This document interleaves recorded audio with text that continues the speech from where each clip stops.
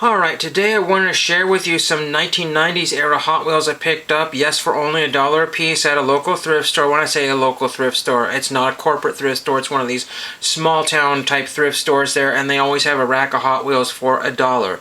You just never know what you're going to find there. You're not going to find treasure hunts or any kind of the really super cars there, but you can find stuff that dating way back to the early 90s there, and I think that's really neat. And no other thrift store that I know would do that. So we'll start off with the ones that I haven't gotten around to showing probably, and if I've shown them, the few people that got to see them, I apologize, but these are cars I picked up, you know, at regular, like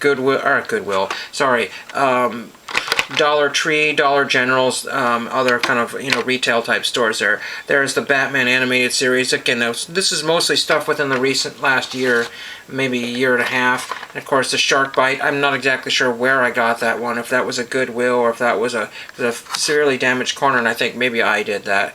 I don't know. I might have just liked that gold one there. It's nothing special unless I'm missing something there.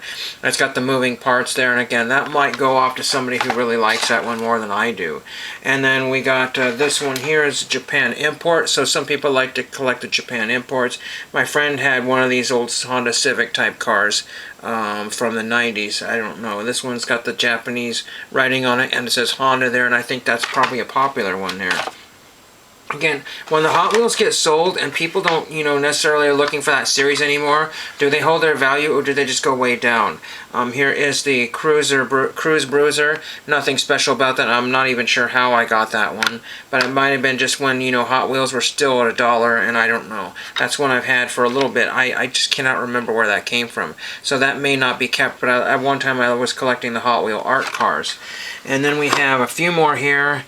Before I get to the good ones here, these Matchboxes, you were something ridiculous like 75 cents each at a store. I just don't really remember. It was buy one or get one. I have no idea. Nothing super outstanding. They didn't have a ton of models there, but those are ones I got last summer, perhaps. I think it was. Maybe, you know, the year has gone so fast and slow at the same time. Then we've got, you know, the 94 Audi, because I like, you know, cars that look like that would just be on the road there. And it's got a plausible paint job, and it's like a 1990s era car, so I like, is this one from 70s versus the 90s. So I just think that's a nice one there, kind of a straightforward, kind of a, you know, a civil or proper car, you know, kind of.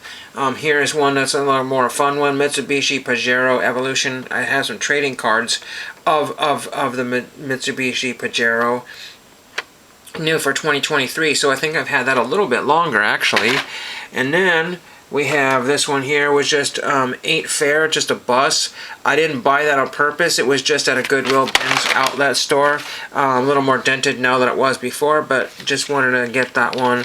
And there was that one. I took a bunch of the lesser cards, you know, the slightly damaged ones and ones that have bubble issues, and I donate them to like a Christmas toy drive. So about 5 of them, maybe. And then I went to that dollar store, the ones that sells them for $1, and I bought 5 of those and added that to the pile there. And I just picked random ones that I thought kids would enjoy versus adults would enjoy. So that, you know, always helps this particular store, because the more you buy, the more they put out.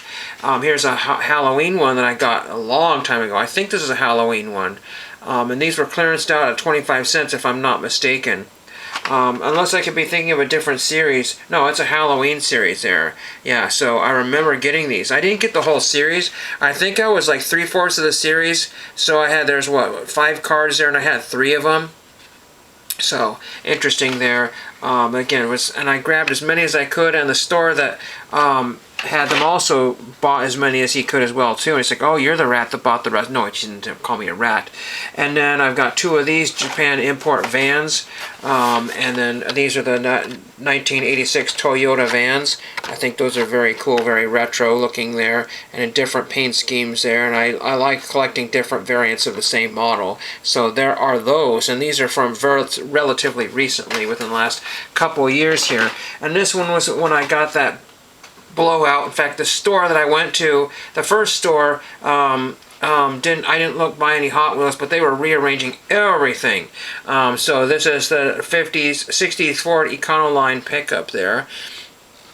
So that was not $5 when I bought it. It was closer to like $1 when I got that. So very, very cool to have that one. I could have bought a lot of these, but this was the only one there. So people were not interested in buying multiples. They were only interested in buying different ones of each. And so if you were just buying every one that they had, then you got good deals on it. Would I be able to sell this for $5? Probably not. You know, if I sold it for $2, somebody's like, well, he probably paid $1 for it, and now he's selling it for $2. I'll do that. You know, so that's not a valuable car there. Now we'll just do the rest of the ones here that I picked up today. And it's only 4. I make a big deal for only 4 cars. Actually, we'll show you these here. These are 2 different ones that picked up at different times. The Flying Customs 73 Chevy LUV, and we got the 72 Chevy LUV. So what's the difference between the 73 and the 72? Just the numbering on the, just a year change on the package there. Because in every way, shape, and form, these are identical. They've got the same inserts. They've got the same cutout window on the top there. They got the same grills, same everything. They just thought it would be funny to say 1972 and 73, so that would get people to buy each different model there. Again, there's no difference. The inside is all the same. So I don't get it. I really don't get it. But the first one I saw was this one here. Actually, it's not the first one, but there was one that was like a Ford Thunderbird, and I was like, oh man, I remember those cars from the 90s. They were super boring. Big fat wheels, and it just like, whatever. So I didn't grab that one, but I grabbed the Chevy Stalker from, I want to say 1995 or 96. This is old. I don't remember, again, how old it was. I think the oldest one was 94. And then the newest one I got was 1999. I don't have my phone here, otherwise, actually I do here. I can just give you an idea of the date on here. But I want to say it was 1996.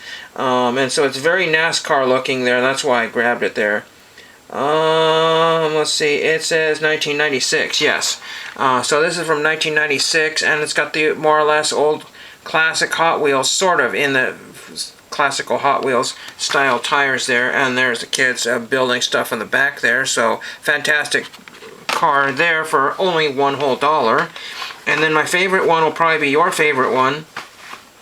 So we have this one next here. I saw this and I was debating on it, but I said, yeah, that's a weird one. I'll get that one. So the 1998 first editions, Lakester. Very, very cool to have that one. Number 12 out of 40 cars there. Very, very cool. If people don't know, you know, you can see these Hot Wheels packages, and they look relatively similar, but if you're not paying attention, it's like, oh man, I just got rid of an old one. So you always look at the dates if you can read them, because you'll find things that date way back to the 90s. That's like 30 years ago. That's crazy. And that's the 1998 first editions. Very happy to have that. I don't know if that has any value, but very happy to grab that one. 2 more cars here, and I saw this one, and I said, oh, this just screams 80s, just crazy. And it has the classic Hot Wheels style tires on there. Very, very cool. Beach Blaster, custom or collector number 528. So that's a long, long, long time ago. Look at the other one I just showed here.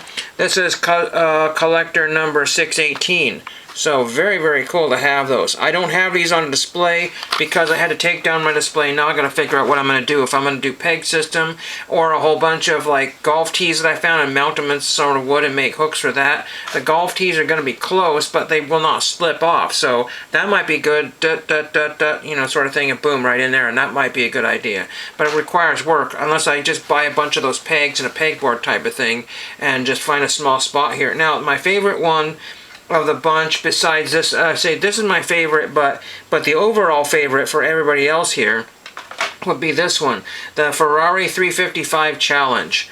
And I want to say this was from 96. Does not have a collector number on here, which I didn't see there.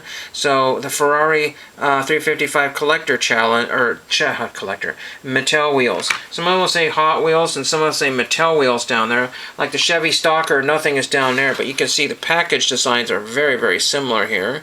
And I wanted to show you what the date of this one here is. And this one is from, I've already still zoomed in here, 1999. So this is also one of the later ones from 1999. So I think that's a very, very cool one there. And again, it's got more of a classic Hot Wheels style. I know they're kind of more inset maybe, but just really neat to have that there.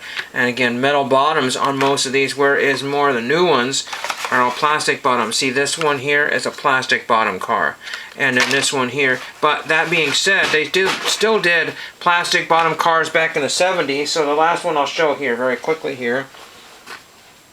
And let's get to it right here. And this is a Poison Pinto from the 70s. I know it's probably going to be hard to see and I can't zoom in and focus on that. I had made a little rotating stand, but I don't have that set up very easily to get to here. But the silver Poison Pinto. The green one I think is kind of what you want, but it's kind of rare to find this. And I found this at a thrift store not long ago within the last 3 years. And look at that. Black bottom, or black plastic bottom there is what I meant to say. But yeah, that's why they missed it. And also the reason why the store missed it is because it's not a red line. This is just like weeks, days, months, or a year after the red lines came out. So these were on the shelves probably when red lines were still on the shelves. From something like 77, 78, I don't really know exactly, maybe 76. Very, very cool to have that one there. I just showed some random cars there, and I was very happy to get those other ones here. And again, I wanted to buy more, but I don't want to buy models just because they're a good deal. I want to buy them because I like them and enjoy them, and I'll have some sort of future use for them. And also, I didn't want to buy so many because I don't want to buy the cars and have the packages get ruined. I'll let somebody else do that. But very, very happy to get that. Like I said, I still have to figure out my Hot Wheels collection, parcel out things. That's maybe one I didn't show, but yeah, the Hot Wheels ain't fair is because I just ended up getting that. So I like that one enough, but would I keep it? Maybe, maybe not. I might just gift that away. You know, it's not a super minty package there, but that doesn't bother me. So that is today's video, and thank you for watching.